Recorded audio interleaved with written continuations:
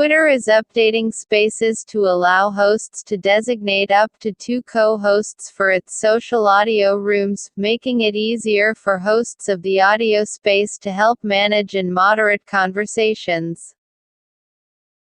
Once invited, co-hosts have almost all the same moderation and managing privileges as the main host. They can speak, invite other members of the room to speak, pin tweets, boot people from the room, and more.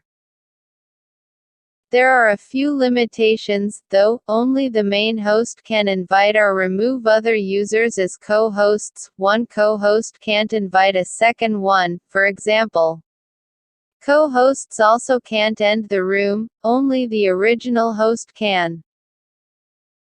The co-host feature also expands the number of participants that can talk at once in a space. Now you can have one host, 2 co-hosts, and 10 speakers all active in a room at once, up from the previous 10-speaker limit. The new edition is rolling out now and should be a useful part in helping hosts keep spaces under control, especially for larger conversations. The fast-paced rollout also shows how important Twitter views Spaces to be. The company also recently dedicated the top area of users' timelines in the app, where fleets used to live, to the social audio feature.